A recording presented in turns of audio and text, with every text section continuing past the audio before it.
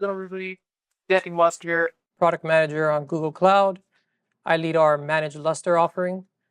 So this is something we announced just a few weeks ago at Google Next. Happy to review this and kind of give you the rundown of how this helps accelerate AI/ML workloads. So as my colleagues have presented today, the AI/ML pipeline is unique in the fact that it is very, very demanding across the board. You've got your data preparation, model training, inference, and then delivery. And within each item, you have different requirements. For the data preparation, you've got this potentially massive petabyte scale requirement. Model training and checkpoints and validation, you've got this high throughput requirement. And then for inference, you need this low latency. And with our portfolio, we've been developing kind of a solution to help customers through each and every one of those checkpoints. So specifically here, what we're introducing is the Lustre offering. And I'll go a little bit into what that is in a bit, but on a high level, what we're trying to do here is to solve for kind of the main points of areas we're focusing on is this model training, checkpointing, and then potentially also inferencing. And with that, the model training Lustre will provide this high throughput to help kind of keep those GPUs, TPUs fully utilized. And as far as checkpoints, the ability to write and read quickly, these are kind of the sweet spots of what we're positioning Lustre for.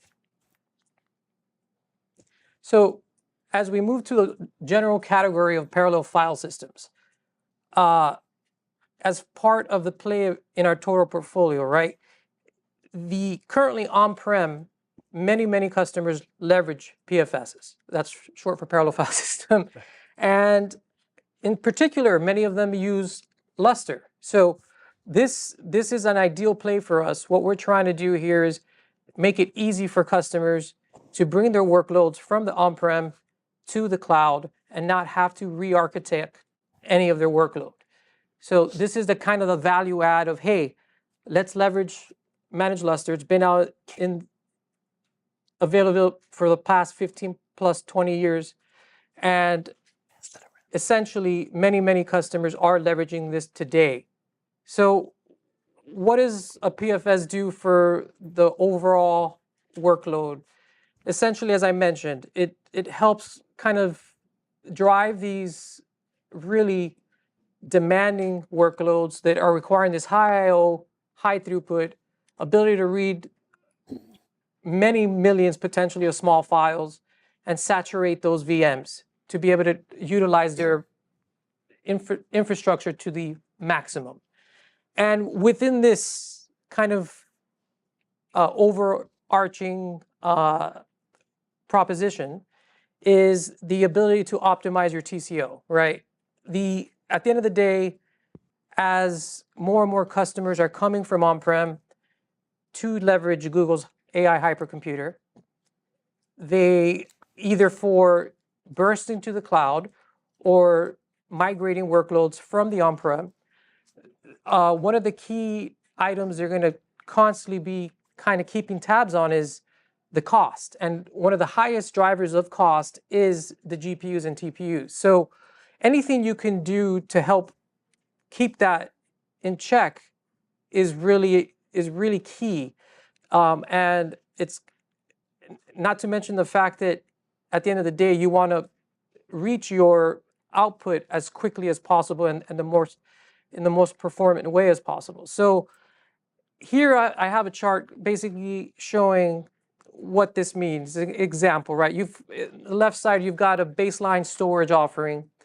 And what that means is essentially through these epochs, it's longer than the right side, which is a more performant offering. And why is that? Essentially, the compute is waiting longer and it's not being maximized. And then, so as you optimize each run and you're able to maximize the compute for each, overall, you're going to bring your total time down. And so essentially that goes back to bringing your overall TCO as a whole lower. And that's really key. And we see a lot of customers kind of making sure and calling this out, right? Because at the end of the day, you are trying to be within certain budgets. So happy to officially announce here as for the third or fourth time, because 2 weeks we did it officially at Next actually. But Google Cloud Managed Lustre, what is it, right? It's fully managed parallel file system built on DDN Exascaler. And I'll go into who DDN is in a bit, but essentially what we wanted to do is bring this powerful, highly leveraged file system that's been well known for many years on-prem and offer it as a fully managed offering on Google Cloud. And historically, while Lustre is really, really powerful, it is not the easiest to manage. And having it offered through a managed service on Google, we basically abstract that from the customer. Kind of the big high-level value adds is what are we offering here? So first of all, it's a persistence offering, and it's going to be deployed and co-located with the compute. So that this is to optimize kind of that performance and make sure you're getting the best latency possible. Secondarily, as far as a service, it's scaling currently from 18 terabytes all the way up to petabyte scale. And we're offering this sub-millisecond latency. And initially with an overall throughput of 1 terabyte per second of overall read throughput. And going back to kind of the partnership, right? Why we kind of decided to go in to partnership with DDN. As I mentioned, this is a fully managed first-party offering. So essentially what we did is we went and partnered with DDN, who gave us their version of a version of Exascaler that we then took and applied to run on our GCP infra.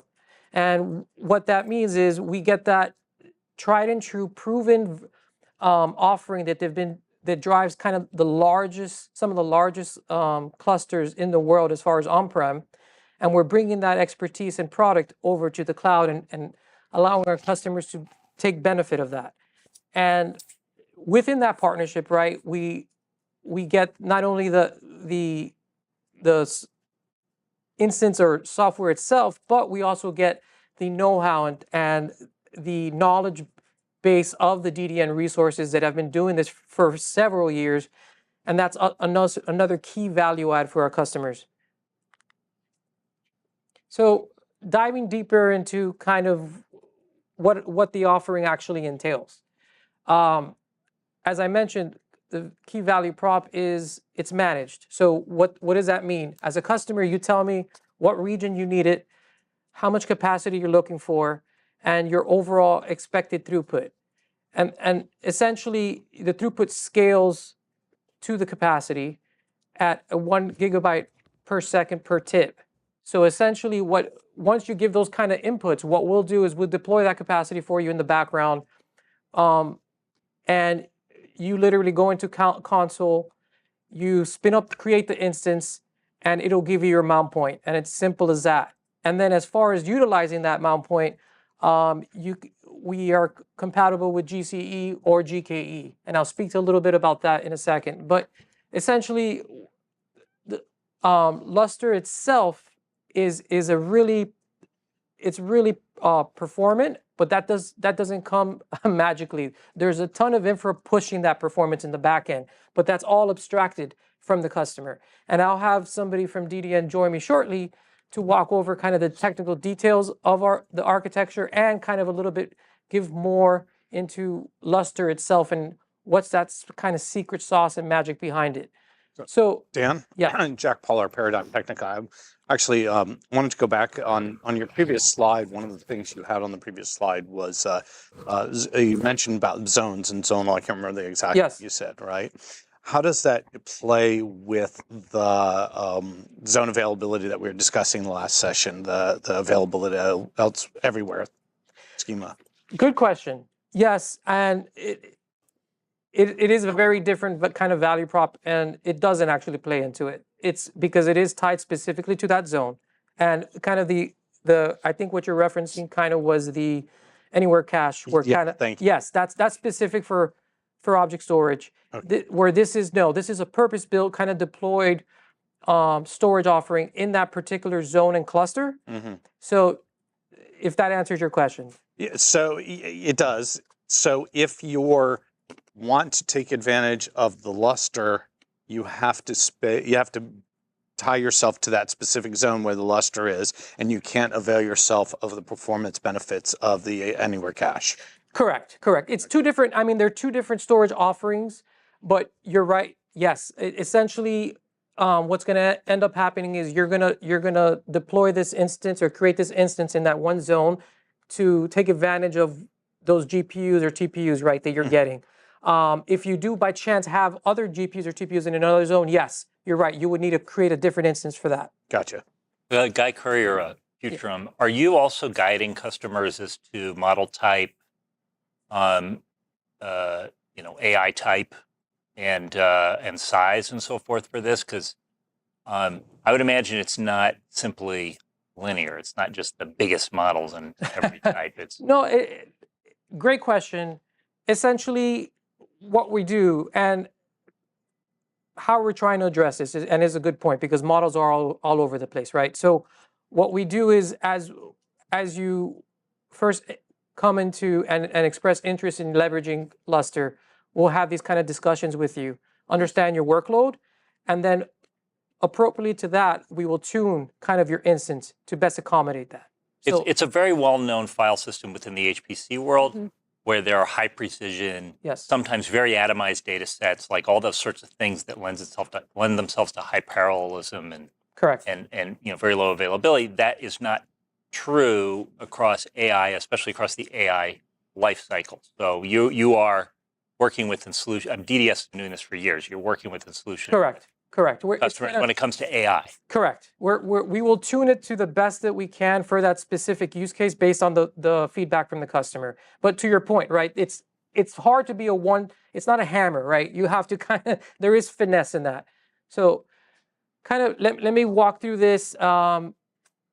Persistent offering, as mentioned, our availability is 99.9.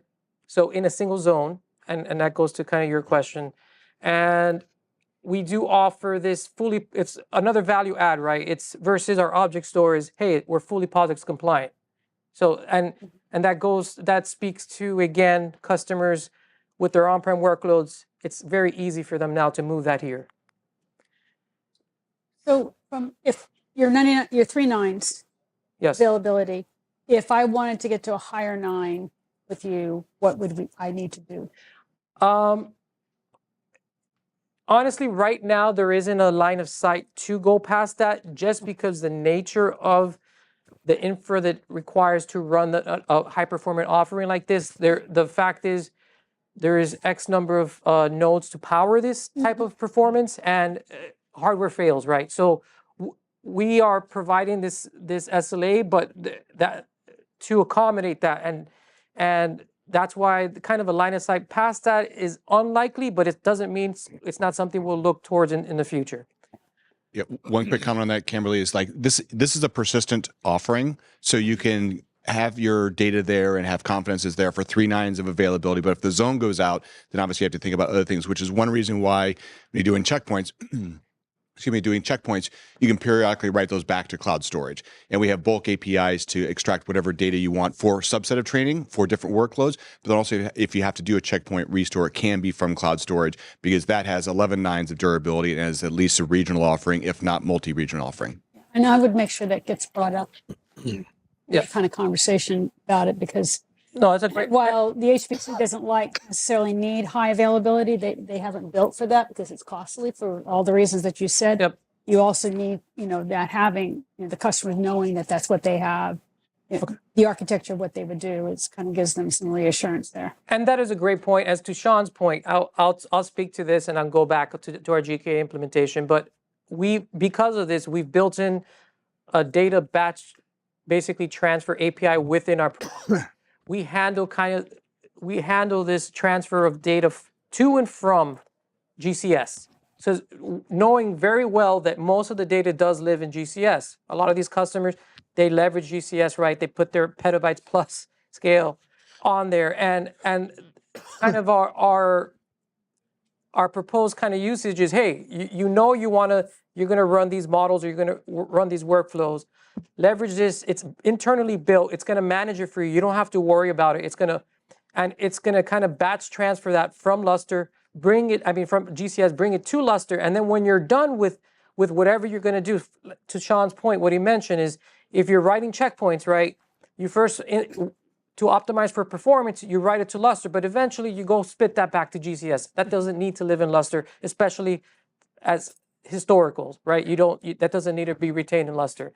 So that's another really strong kind of integration that we've built from the get-go with our Lustre offering. The second one I want to mention is the GKA. So not only we also, right off the bat, we're fully integrated with GKA. There is a CSI.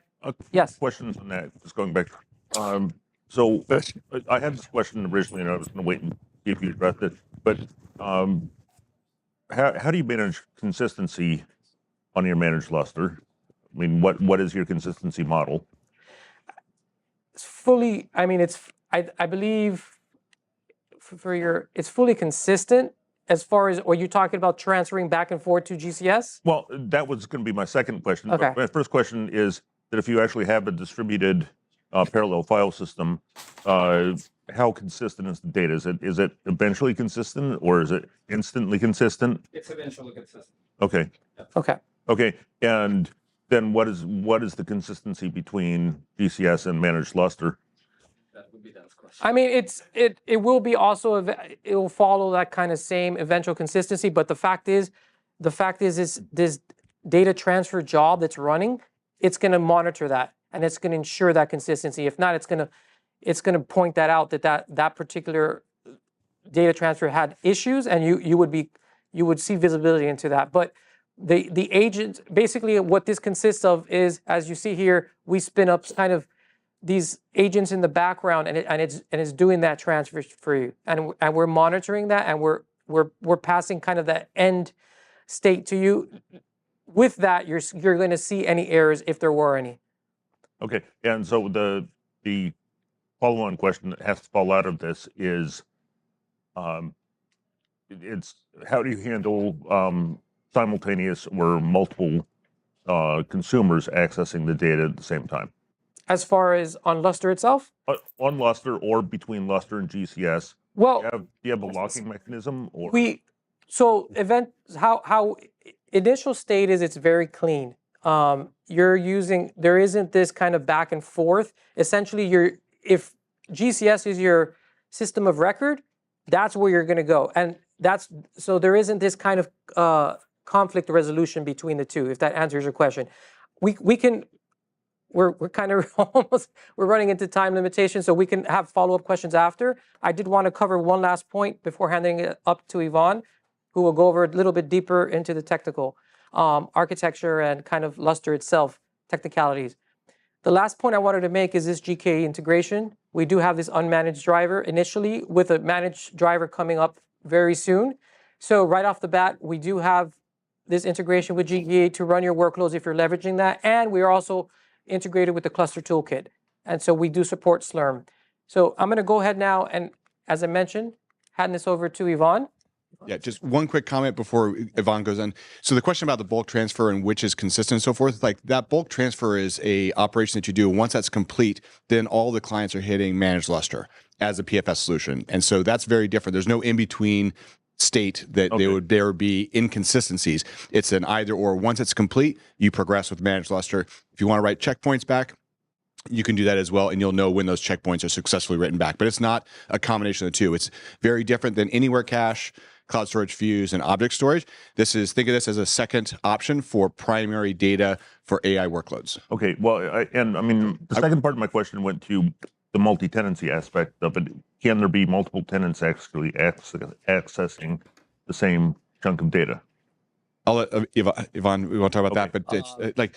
At some point, yes, I don't think I can fully speak about it. So Lustre itself, yes, it does support multi-tenancy. For a specific case on Google, I think... within Google, it's all single tenant. Yeah, right now, it's a single tenant. If you have multiple projects or want to have multiple individuals and different groups within the company, yes, but it's all within an individual company that spins up a managed Lustre instance. It's not a multi-tenant service that Google is hosting 5 different companies within a single instance. Okay, so it's up to the consumer to come up with a contention mechanism. Yep. If needed, I feel like this is addressing a sort of a zone of use cases that where this level of high consistency is not. There's a lot of batch. There's a lot of not batch really, but there's a lot of jobs running, as opposed to a lot of users accessing and a lot of data. All right. So there was a, hi, my name is Ivan Podubny. I'm Director of Engineering at DDN. And my team is partially behind this service and great offering.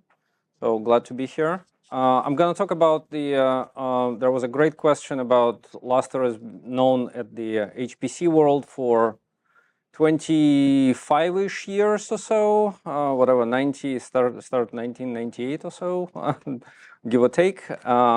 But great question about known in HPC world, what are the advantages in AI? So I'm gonna focus a little bit on this. And the first advantage is it's the actual parallel file system design that brings the biggest advantage. So many modern object storage file system offer, access to the objects, but they focus mainly on the, synchronous kind of workload. But the parallel file system allows the simultaneous access by hundreds of or thousands of clients in a random fashion, access to the multiple OSSs, multiple OSTs, and therefore random access to the file, random workloads, and it brings the minimizes the GPU downtime. So the last thing you want in the AI workload is your GPU sitting idle. So the parallel file system design in its nature, with the access to the by the multiple clients, by the you want the data to constantly flow. So that's probably one of the biggest advantages that we have today in it. So high throughput and low latency I/O combination of these two things gives you one of the cutting edge advantages there. So on the next bullet point, there is a study that was done, I believe, last year or maybe a little bit earlier, where DDN demonstrated the access with the across 10 GPU nodes with the 160 accelerators with the 61.6 gigabyte a second. This is 700% efficiency per storage node there. So we don't obviously have it today on Google, but we're thriving to go there. This is the use case on-prem, but at some point Google will use the very similar technology and will constantly working on accelerating and improving it. So this high throughput and low latency is one of the key things that Lustre brings to the Google infrastructure, Google world, and we'll continue working on that. The Exascaler platform itself is linearly scalable, and the Lustre is linearly scalable. So you add more nodes, you add more capacity, you add more systems, you get better results, which is crucial for training models, especially if you have billions of parameters and multimodal data sets. So very complex to manage if you're doing it on your own, but cases like GCP where you have the managed offering that headache is taken away from you. So other key aspect is the separation of the data and metadata services. One of the things is big in the AI world. If you have text files, you're training your model on the text or small images. The small I/O is a big problem. If you can separate it between data and metadata, you're eliminating this bottleneck. You're minimizing this headache for you. Object storage or non-parallel file systems out there, they don't have, where that separation is not there, you will run into some problems. You will run into some bottlenecks. Yes, there are ways to solve it, but the Lustre with its current architecture solves this problem for you today.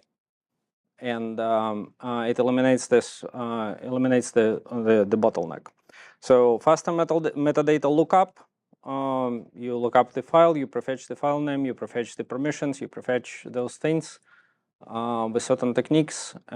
You'll get a better results right there initially.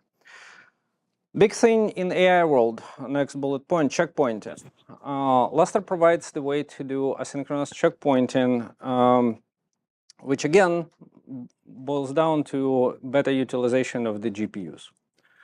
The current Lustre checkpoints run about 15 times faster and simplifies your recovery. It's and again, back to the parallel file system design itself, when you're on a large training models, when you need to write terabytes of data for checkpoints, you can write it more efficiently.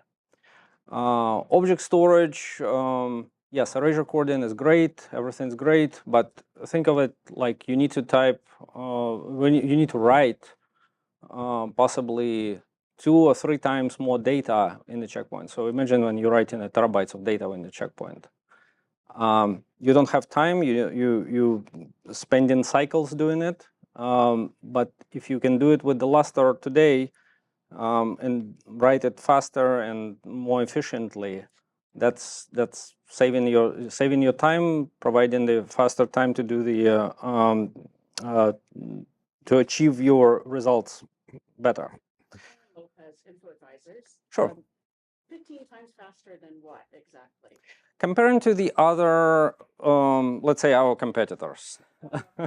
I don't. Other architecture things, but your competitors who are also doing checkpointing. Everyone's doing checkpointing. Yeah. So other competitors, other object storage file systems or object storage solutions, I would say, not necessarily file systems. Yeah. Big thing is the support for GPU direct storage. If you bypass the CPU memory and you write directly to the GPU memory, it's always faster, it's always better. So Lustre does support zero copy RDMA for full, and it has full support for read and write, again, versus some other solutions out there. So it reduces your data overhead, transfer overhead. So saves your time, saves you money. And the last but not least, back to the metadata intense workloads, the distributed namespace support and the prefetching of the file attributes. Again, it does save you time to do the, especially for the small I/O. Back to that. Progressive file layout and file level redundancy. You can do certain performance optimization techniques. This requires some of the knowledge of the Lustre file system, but with the certain techniques, you will eliminate the hotspots in the read-heavy AI workload, and you will get some benefits out of that. And POSIX compliance. You can migrate your existing workload today, now, without any headaches, and run it today. You don't need to change your application. You don't need to rewrite your application.